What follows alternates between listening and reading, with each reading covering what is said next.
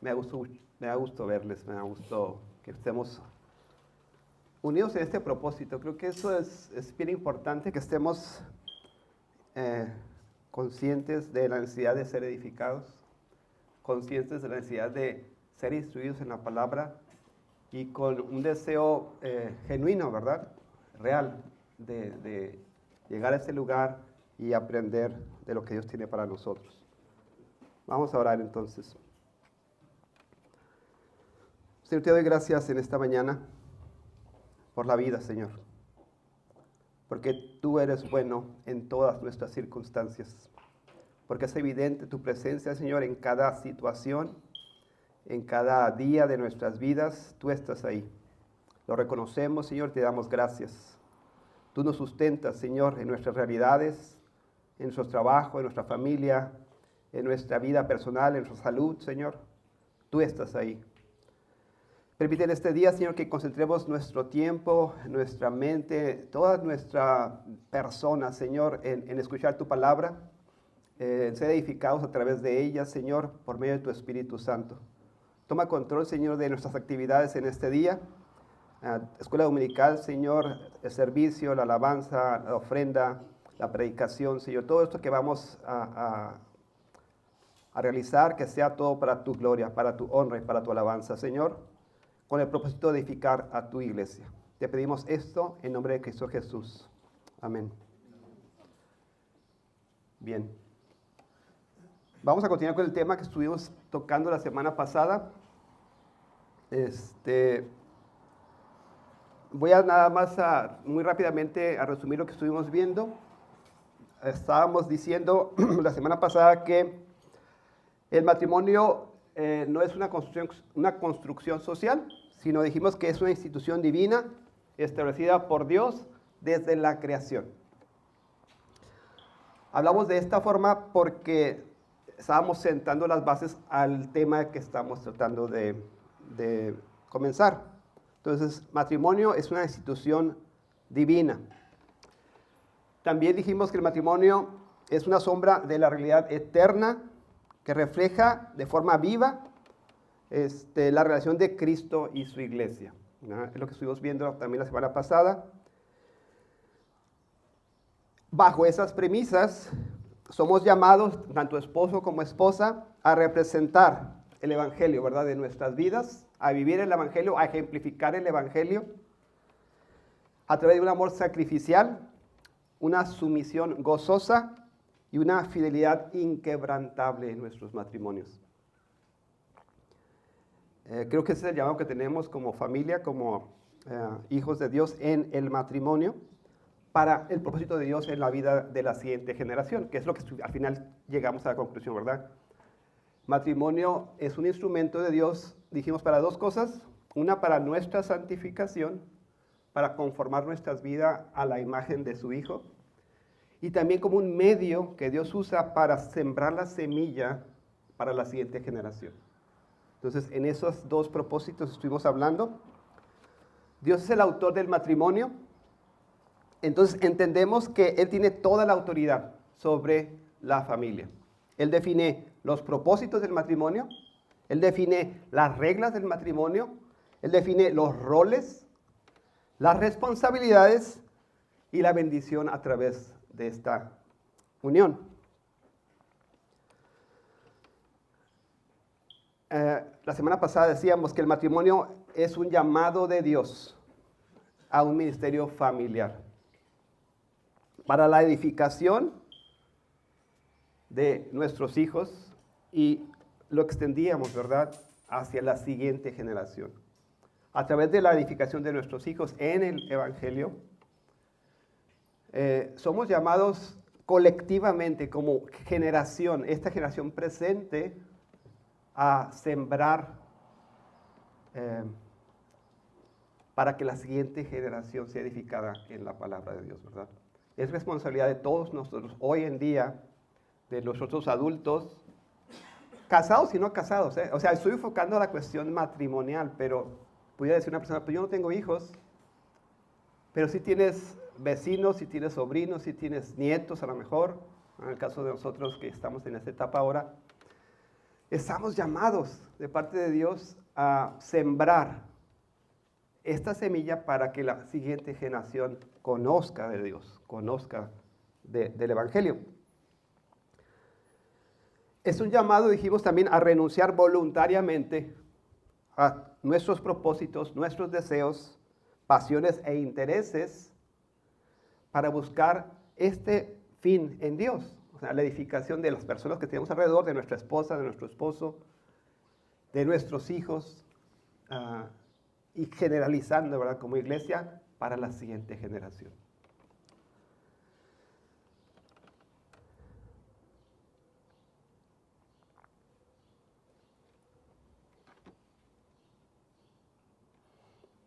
Dijimos que esto lo hacemos en la gracia del Señor. Tenemos que aprender a depositar nuestra confianza, nuestra esperanza en sus propósitos. Esto es bien importante porque también hablábamos de todas las tendencias seculares que tenemos actualmente. Hay muchas tendencias o muchas posturas seculares para la crianza de los hijos. Dijimos la semana pasada que no es que estamos en contra de cada una de ellas o cada una de las aportaciones que han hecho, pero sí decíamos que fundamentalmente la postura secular asume que la criatura, los hijos, son buenos, esencialmente buenos. Y la Biblia nos dice pues todo lo contrario, ¿verdad? Que la persona cuando nace es esencialmente mala, ¿verdad? La tarea a la que estamos llamados no es a evitar descomponer a los niños, es a rescatar a los niños. Es una, en la comunidad de la mañana, pero es una misión de rescate. A veces tenemos miedo a interactuar con los niños por qué le vamos a hacer o qué efectos va a tener. Lo que puedo entender de la palabra de Dios es que los niños en general, o las personas cuando nacen, ¿verdad?, estamos separadas de Dios.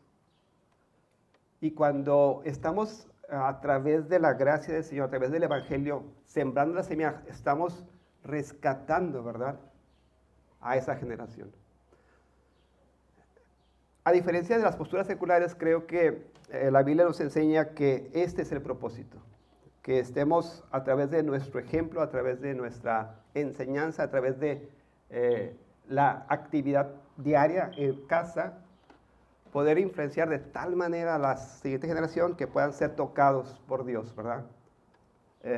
Que el matrimonio, que nuestras familias, que nuestro hogar sea el campo que usa Dios para llamar a la siguiente generación. Hablábamos de eso precisamente, ¿verdad? Que Dios espera en estas promesas que hace a su iglesia, a Israel, desde el Antiguo Testamento, descendencia para Dios. Hijos de Dios, unidos en matrimonio, en una institución divina. El propósito de Dios es que esa descendencia sea para Dios. ¿Me explico? Ese es el propósito de Dios. Un hijo de Dios, una hija de Dios que se unen en matrimonio, la expectativa divina pues, después que haya descendencia para Dios. Esa es la intención, las promesas que tenemos a través de la Biblia. No garantía, pero es una promesa que tenemos de parte de Dios. Dijimos importante también, la fidelidad de los padres tiende a ser el terreno donde florece la fidelidad de los hijos. Dijimos que no podemos esperar que nuestros hijos sean fieles a Dios si nosotros, como padres, como ejemplo, como los que están instruyendo, no somos fieles a Dios. El texto que vamos a examinar detalladamente es de Deuteronomio capítulo 6. Y en ese texto habla de una acción a la que somos llamados. Y no lo voy a dar ahora, pero habla de amar a Dios con todas nuestras fuerzas. Habla de amar a Dios con toda nuestra ser, todo lo que somos. Y esto para luego decir, en esa actitud, en ese sentir, en esa atmósfera, las palabras que yo te doy, enséñalas a tus hijos. Entonces, el capítulo 6 de Deuteronomio abarca un plan de Dios para nuestros hogares. Primero para Israel, pero también para nuestros hogares. Y la actitud es esa, que haya fidelidad en los padres para que esto pueda ser ejemplo para nuestros hijos. La fidelidad de los padres tiende a ser el terreno donde florece la fidelidad de los hijos.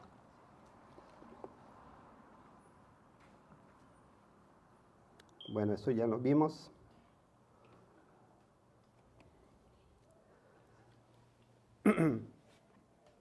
¿Qué influencia tiene usted sobre sus hijos? Preguntábamos la semana pasada.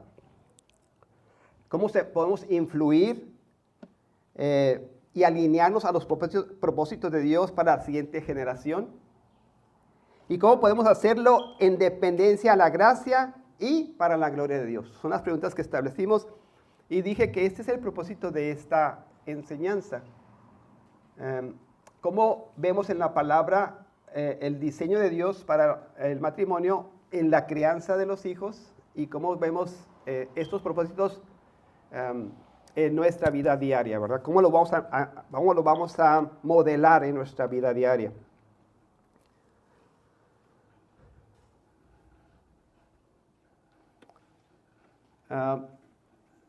También creo que alcanzamos a leer esto la semana pasada. Usted no puede salvar a sus hijos, dijimos,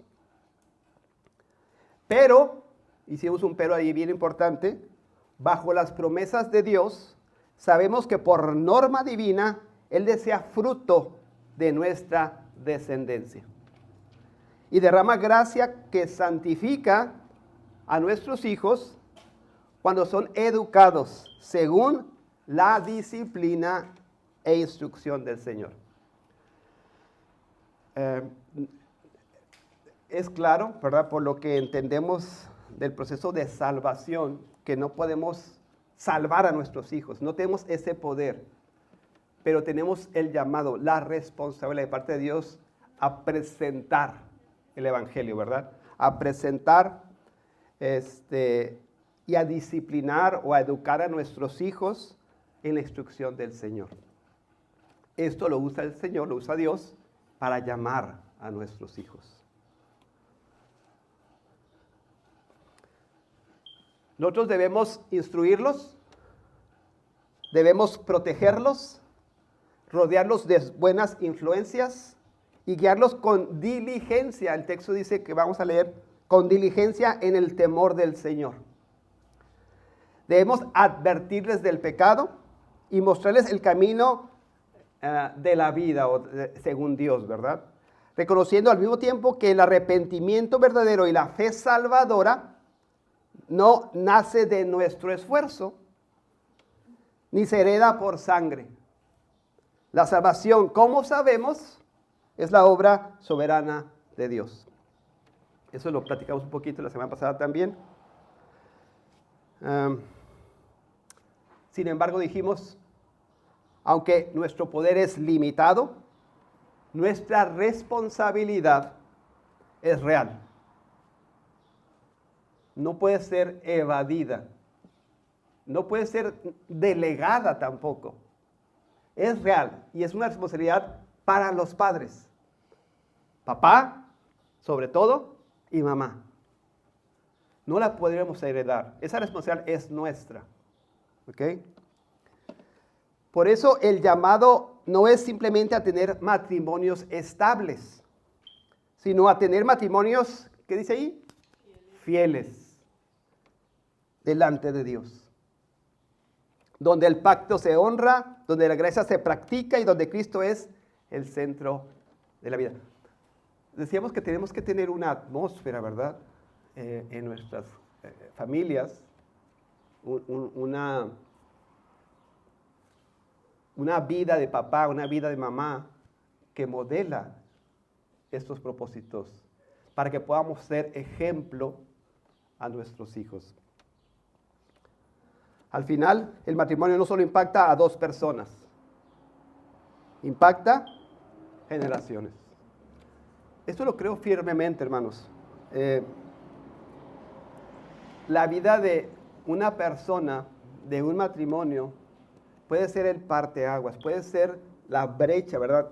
Que separa la historia que traemos familiar para la siguiente generación. ¿Me explico con eso? Tenemos a veces muchas situaciones de que, no, es que mi papá hizo esto, mi mamá hizo esto, o a mí no me dijeron, o así me... Ya, o sea, ahora como adultos, ¿verdad?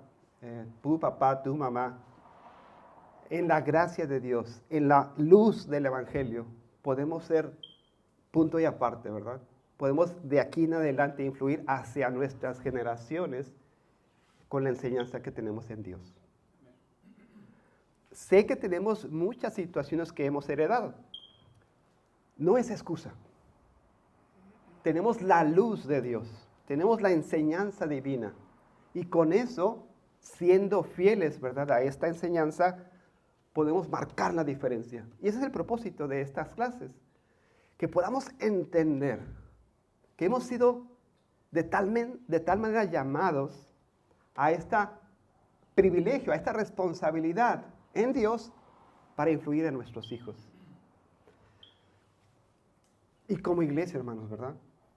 Influir a la siguiente generación. Si nosotros no hablamos de Dios, la siguiente generación no conoce a Dios, ¿verdad? Es nuestra responsabilidad, es nuestro llamado. Invertir nuestra vida, disciplinar nuestra vida, invertir nuestra vida para comunicar esto a la siguiente generación. Escuché una predicación, porque a veces tenemos dilema en cuanto a lo que tengo que hacer yo y a lo que Dios hace. Pero toda persona que ha influido en el cristianismo han sido personas disciplinadas. Personas dispuestas a invertir su vida. Dios usa a esas personas, hermano. No es una persona pasiva, no es una persona que no hace las cosas. En la historia, vea la historia de las personas que han destacado en la historia de la iglesia. Son personas disciplinadas. Personas invertidas en este propósito. Personas que, como decíamos, que tienen un propósito claro, determinado, para obedecer a Dios, para modelar a Dios.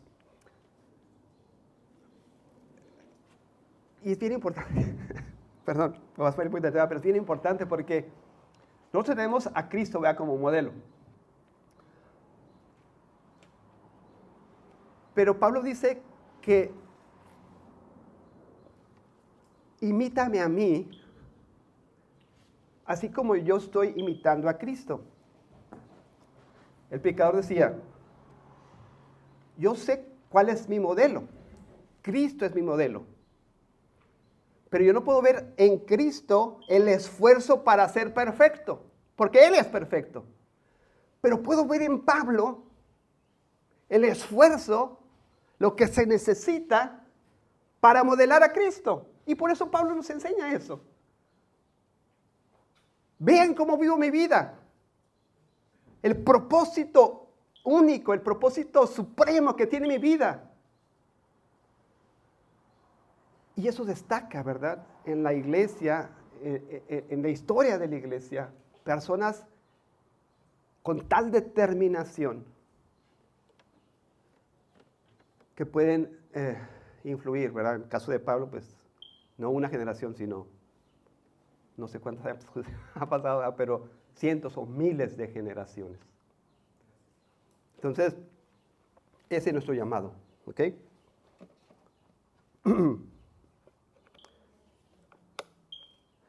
Dijimos que a veces, consciente o inconsciente, ¿verdad?, nuestra influencia puede ser la equivocada en nuestros hijos. Muchas veces los padres tienen una participación real en la rebelión de los hijos.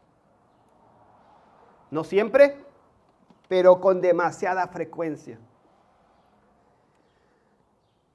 Y a veces lo que buscamos, y yo he escuchado esto mucho, es, sí, hermano, pero vea la sociedad cómo está. Vea la influencia que tienen ahora nuestros hijos. Vea la escuela lo que están enseñando. Y entiendo eso, pero Dios, Dios quiere que nosotros, no la escuela, no la sociedad, ni siquiera la escuela dominical, nosotros como padres, como madres, somos los responsables, ¿verdad?, de la influencia que tienen nuestros hijos. ¿A qué están expuestos? ¿A qué no están expuestos? ¿De qué los rodeamos? Primero con nuestro ejemplo, ¿verdad? Con nuestra enseñanza práctica, diaria, sistemática. Y cómo, creo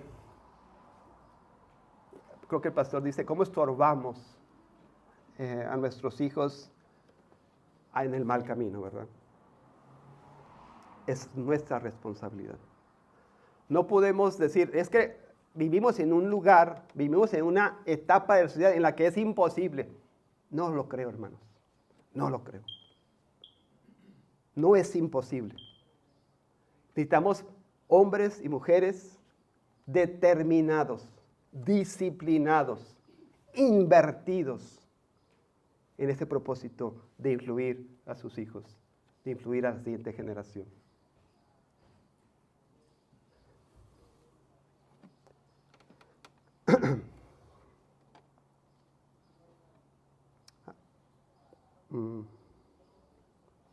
Creo que eso fue el último que dijimos.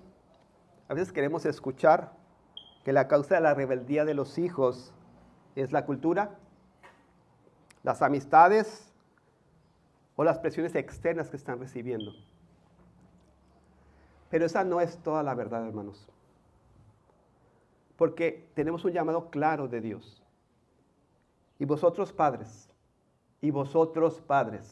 no maestros, no vecinos, no amigos, vosotros padres, no provoquéis a ira a vuestros hijos. Y en el mismo enunciado, porque eso fue creo que lo último que estábamos viendo, sino criadlos en disciplina y amonestación del Señor. Este es el llamado. Este es el llamado para nosotros como padres. Como constructores en la formación de la próxima generación, debemos comenzar con una convicción innegociable. El hogar, hermanos, nuestro hogar no es neutral. No debe ser neutral. Otra vez, la tendencia secular es, no manipules al niño, ¿verdad? Déjalo que él... No, hermanos, no es el llamado que tenemos de Dios. Nuestro hogar no puede ser neutral. Si nosotros no influimos en nuestros hijos, alguien más lo va a hacer. Si no le enseñamos al niño, alguien más le va a enseñar. Si no le comunicamos, ¿verdad?, lo que creemos, nuestra fe, nuestras certezas, las promesas que tenemos de Dios, su mente va a ser llena de las otras influencias. Entonces, no es que las otras influencias, lo más probable, y a veces sucede esto, que no hemos sido diligentes, ¿verdad?, en comunicar a nuestros hijos las promesas de Dios. No debemos paralizarnos ante las influencias de la cultura. Ese es el punto. Sé que es complicado actualmente. Sé que tenemos una tecnología que en la computadora, en el teléfono, entonces hay esa influencia inmediata, instantánea. Pero no podemos darnos por vencidos. Esa es nuestra batalla, esa es nuestra guerra. El llamado que tenemos de Dios para influir en la siguiente generación. Sí, ¿quién levantó la mano ahí atrás? Sí, hermana.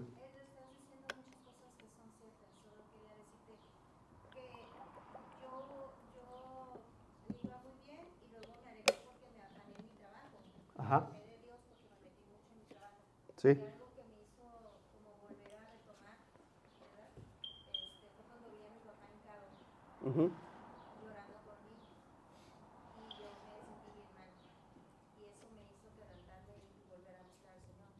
Okay. Es cierto, cuando nosotros, cuando vemos a papá de esa manera,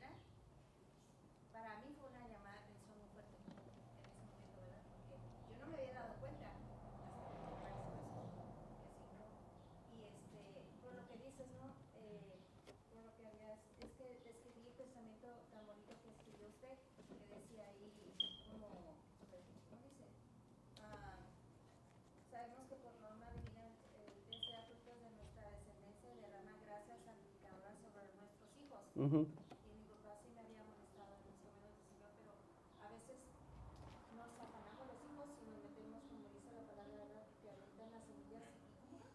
Bueno, ¿cómo dice? Que avientan la semilla, pero que luego el enemigo cuando están afanados por las cosas del trabajo, ¿cómo va? Algo así. Ajá.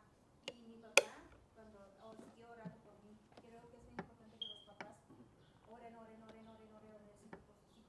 Claro.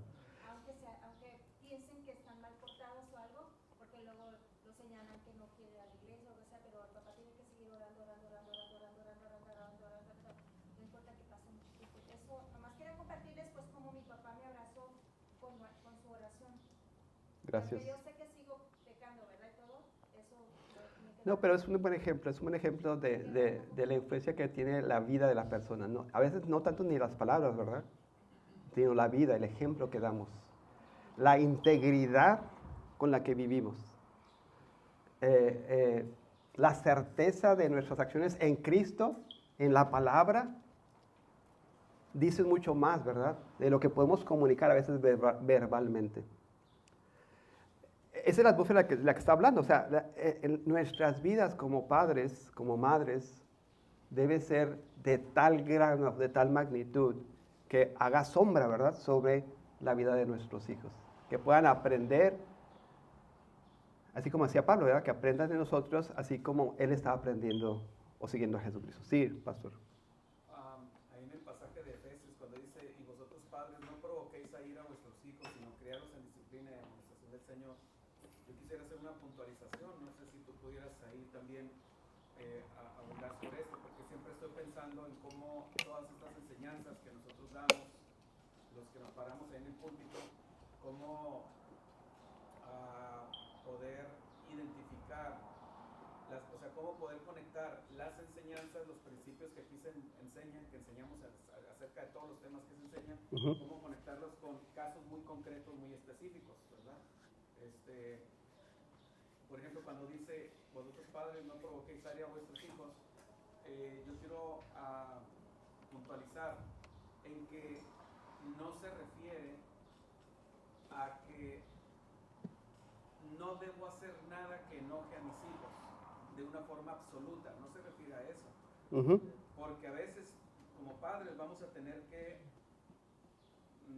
llamarles la atención, disciplinarlos, insistirles, recordarles, incluso hasta cierta edad forzarlos, porque no sé, yo creo que todos los padres, los que somos aquí padres, estaremos de acuerdo en que hay hasta cierta edad donde al hijo no le pregunta si le parece bien que vaya a sentarse a la mesa a comer.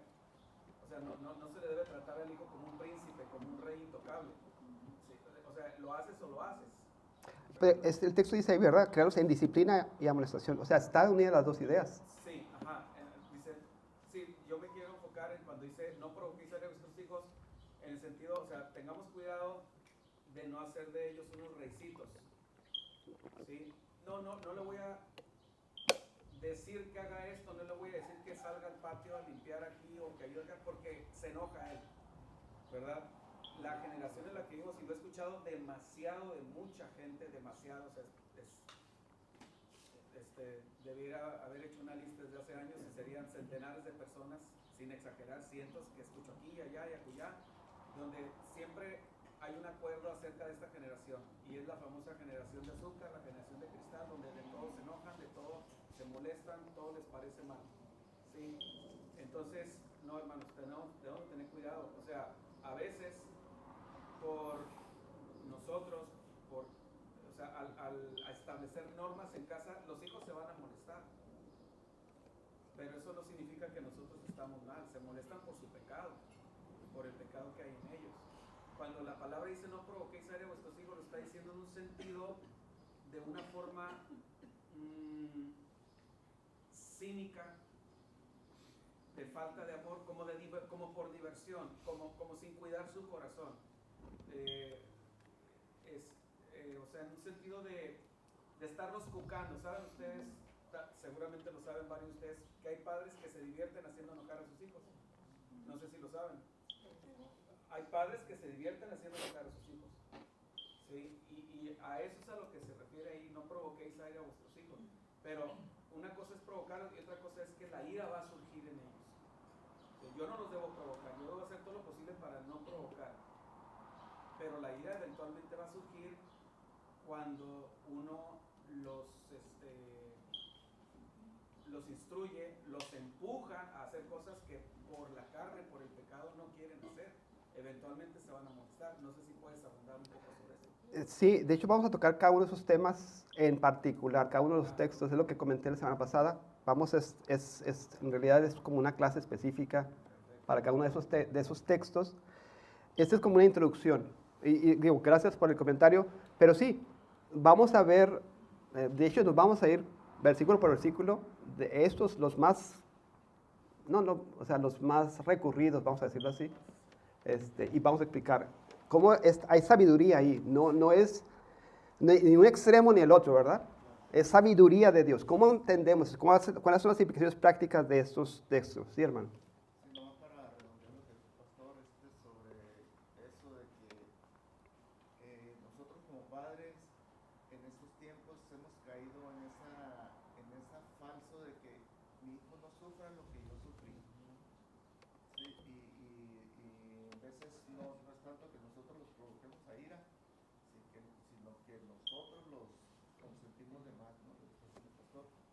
Y es por esa falsa frase que se ha instituido, no, déjalo, que no sufra lo que yo sufrí, a mí mi padre me regañaba por eso, no, déjalo, pobrecito, y eso. Y desgraciadamente eso, en lugar de ayudar a los jóvenes de hoy, pues, o a nuestros hijos de hoy, los hemos consentido de más, ¿no? Sí. Y tanto el consentir de más como el provocar a ira son dos polos opuestos, pero que llevan a algo negativo para las generaciones de hoy. Correcto. De hecho, creo que lo que comentábamos la semana pasada también es que estamos tan sumergidos, tan propensos a todas estas posturas seculares que tenemos, ¿verdad? De la sociedad, que a veces en la mente del cristiano es difícil distinguir, ¿verdad? Entre lo que es secular y lo que es de Dios. Es mi intención, no creo que lo vayamos a lograr en su totalidad, ¿verdad? Pero queremos aprender del modelo de Dios. Queremos aprender de lo que Dios instituye en su palabra. Queremos aprender de sus propósitos, de sus formas, ¿verdad? Y eso es lo que debe normar nuestra vida, ¿verdad? Cuando empezamos a tratar de mejorar lo que Dios ha hecho, mejorar los métodos de Dios, podemos caer en problemas, ¿verdad?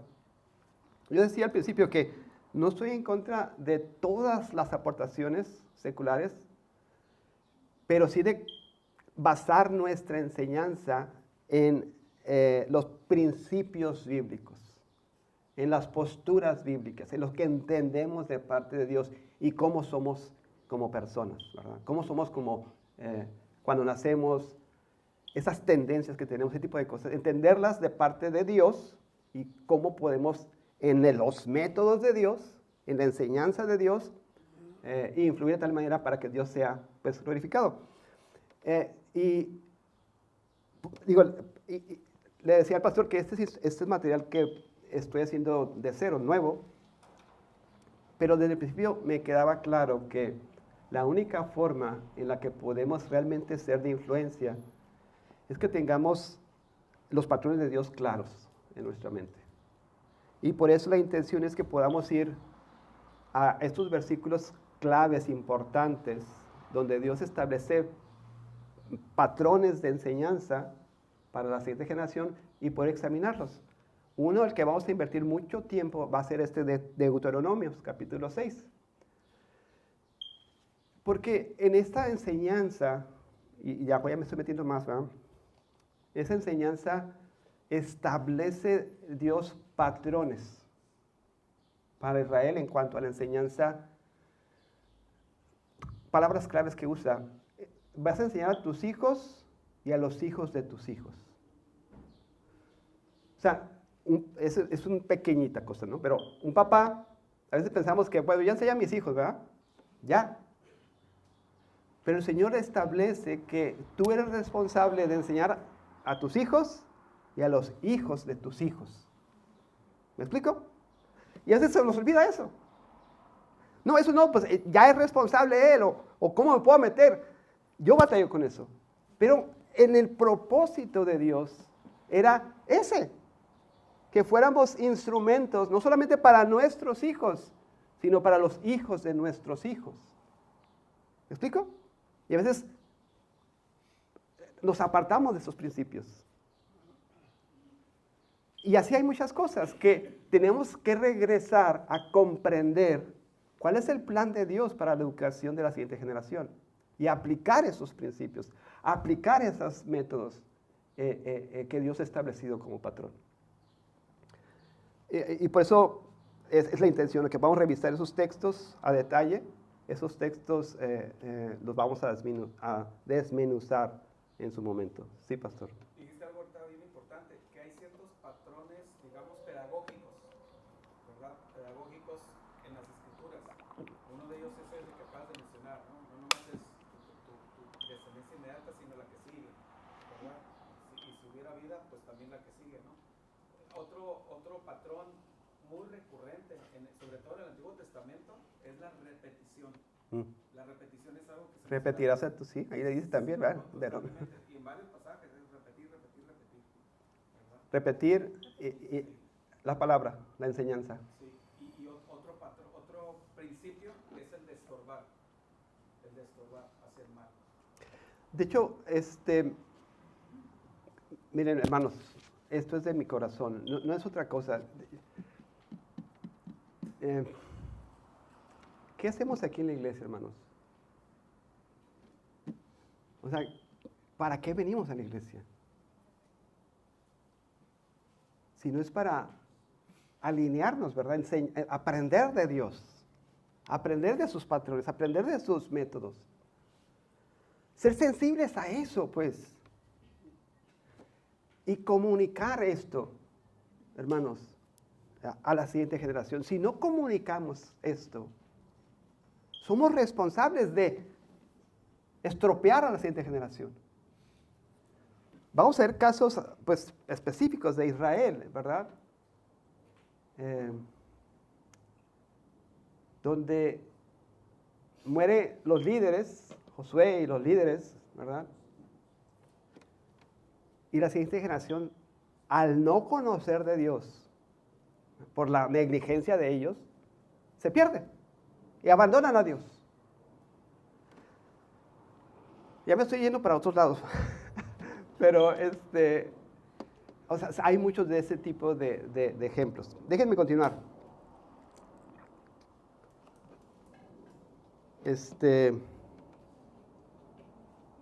El hogar es, según la Escritura, un terreno ¿qué? Proactivo y no reactivo.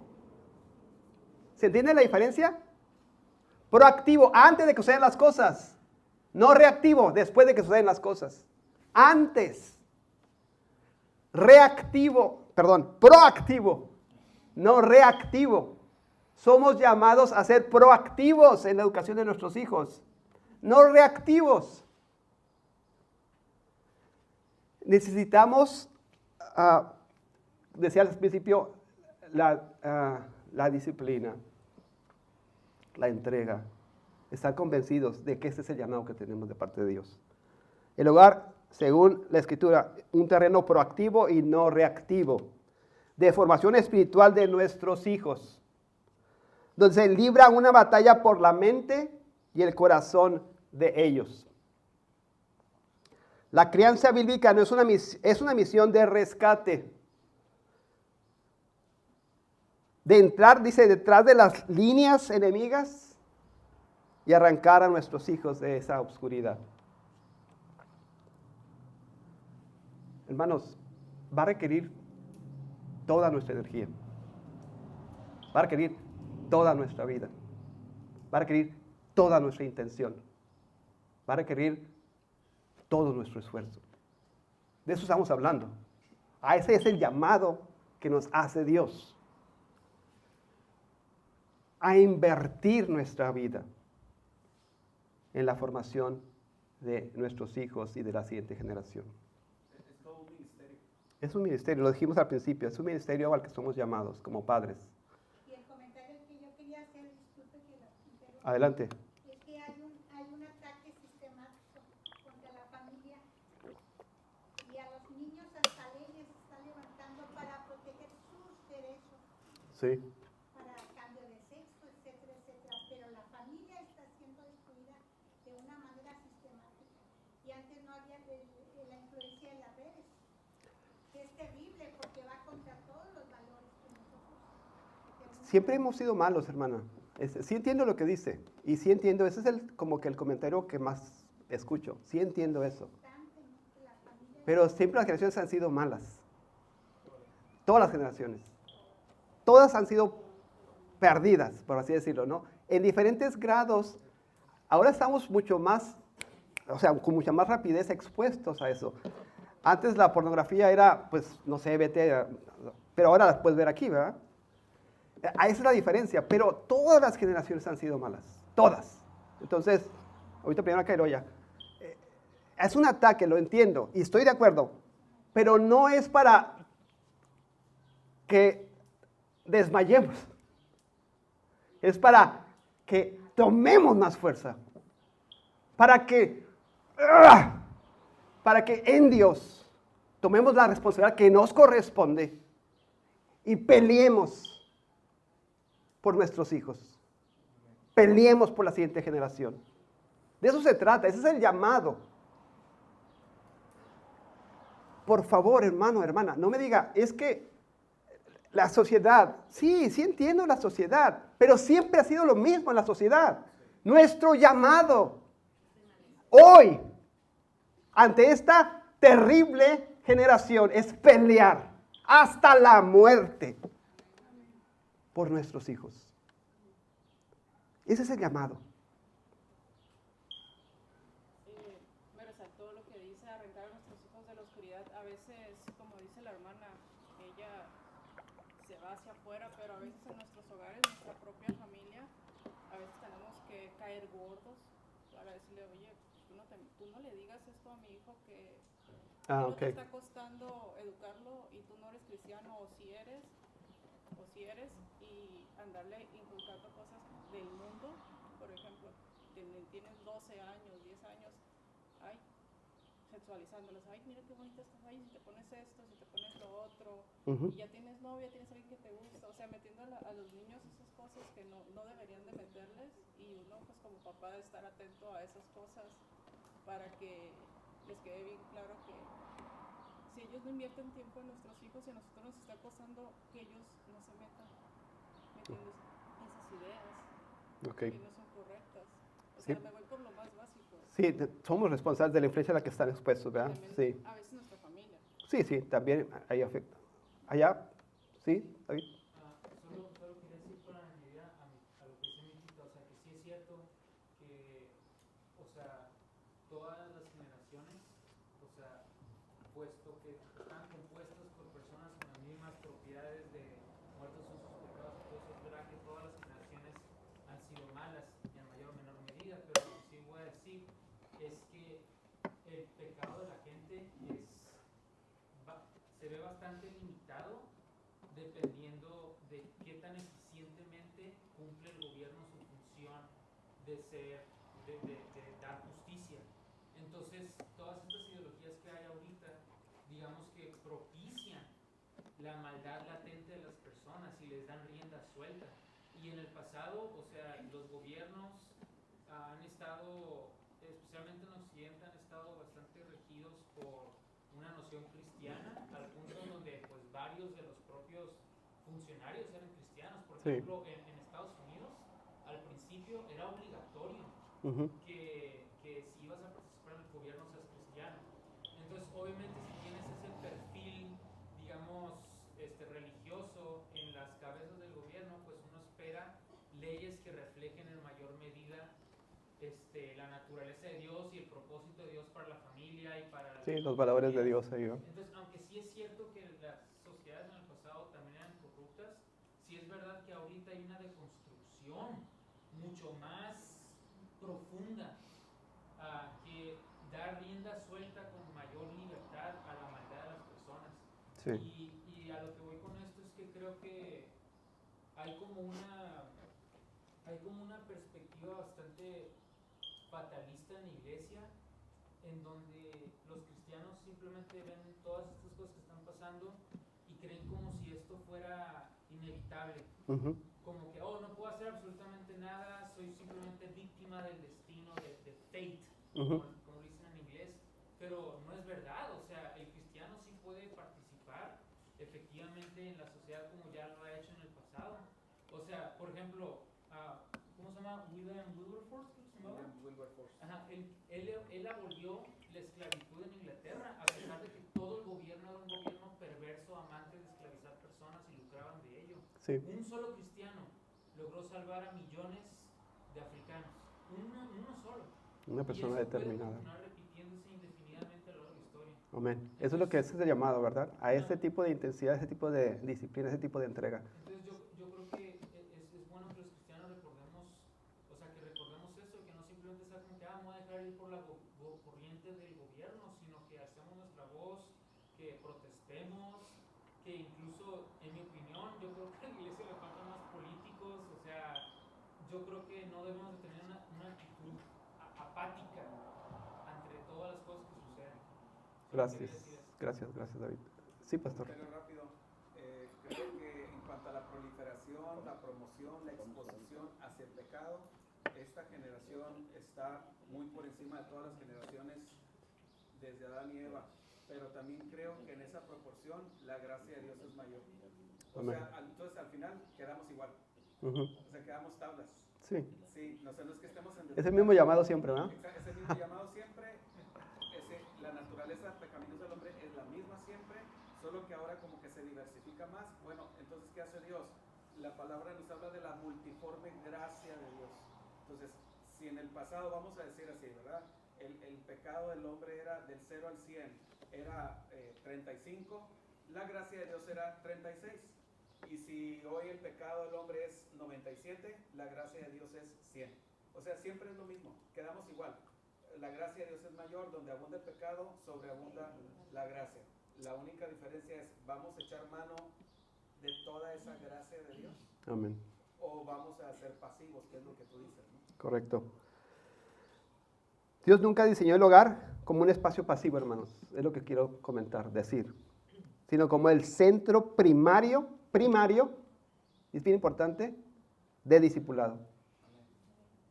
No la iglesia es el centro primario, nuestro hogar, nuestra vida, nuestro ejemplo. Ese es el centro primario del discipulado de la siguiente generación. Estas palabras que yo te mando hoy, a través de Deuteronomios, estarán sobre tu corazón. Primero en la persona que va a enseñar. Las enseñarás diligentemente. Dice la Biblia de las Américas, a los hijos, y hablarás de ellas cuando te sientes en tu casa, cuando andes por el camino, cuando te acuestes y cuando te levantes. Todo ese capítulo lo vamos a ver, versículo por versículo. Si lo quieren leer, léanlo, ¿verdad? O sea, eso es lo que vamos a estar tratando de comprender. Este capítulo establece las bases para el hogar cristiano, para la comunicación generacional de la palabra de Dios. A tus hijos y a los hijos de tus hijos. También dice el capítulo. El pasaje establece un principio fundamental. La formación espiritual no es un evento. La repetirás, aquí, allá, acá. La repetirás. Es una atmósfera, es una forma de vivir. No es un evento. Es una atmósfera constante en cada uno de nuestros hogares. Nuestro hogar es el contexto donde los hijos desarrollan su cosmovisión. ¿Sabe lo que es eso? Su forma de ver el mundo, su forma de interpretar la realidad. Nuestro hogar es el lugar donde los hijos aprenden a interpretar la realidad que vivimos. Forman su cosmovisión. Si no estamos invirtiendo tiempo en eso, otras personas la van a formar. Otras corrientes, otras influencias, vamos a decirlo así. Es nuestra responsabilidad. En nuestro hogar se define o se desarrolla la cosmovisión. No solo por la instrucción directa, verbal, sino sobre todo por la exposición continua, ¿qué dice ahí? Al ejemplo de los padres.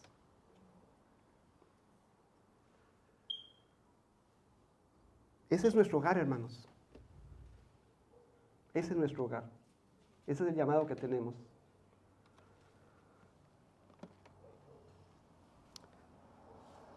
Y no puedo avanzar mucho, pero voy a leer una de las primeras más. Dios en su soberanía, soberana sabiduría, no delegó la formación del corazón de los hijos a la sociedad. No la entregó a la escuela. No la dejó en manos de los amigos ni de sistemas humanos. La puso directamente en la mano de los padres. Este es el peso de la responsabilidad y al mismo tiempo, al menos en mi corazón, el privilegio más grande que tenemos como padres delante de Dios.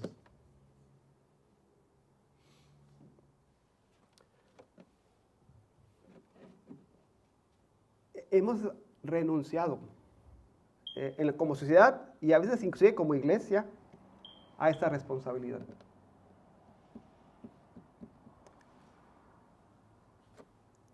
Y cada quien, justifica la situación por 1000 cosas, ¿verdad? Lo hacemos. El llamado es a retomar, reorientar mi vida. ¿Qué es importante para mi vida? De tal forma que sea instrumento de Dios para la formación de mis hijos y la siguiente generación. Y creo que decimos la semana pasada también, ya voy a terminar con esto, pero la semana pasada, que, hermano, pues a mí ya se me fue el tren, ya mis hijos ya son de 20, de 30, no, hermano, en cualquier edad, usted está llamado de parte de Dios, ¿verdad?, a hacer esa influencia, ese ejemplo, vivir de tal manera que hacemos sombra, ¿verdad?, sobre la siguiente generación. Vamos a orar. Sí. Yo creo que algo bien importante que para llegar a eso es antes ganarnos el corazón de nuestros hijos. Una vez leí un libro que decía eso.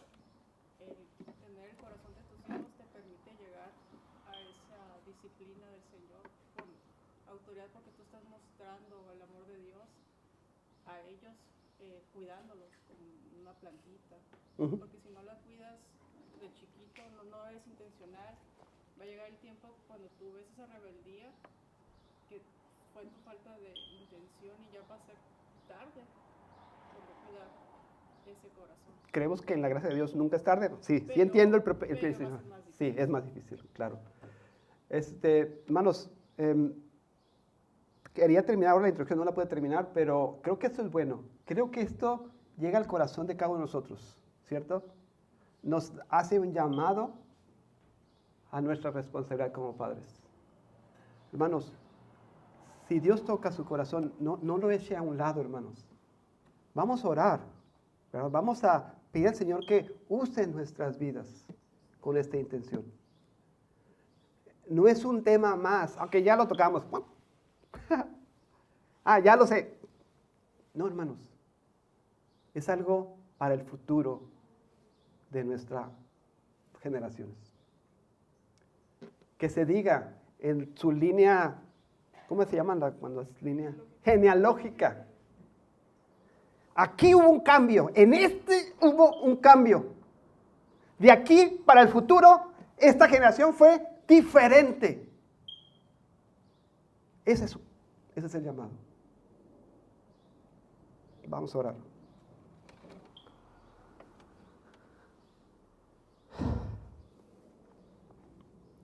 Aquí estamos, Señor.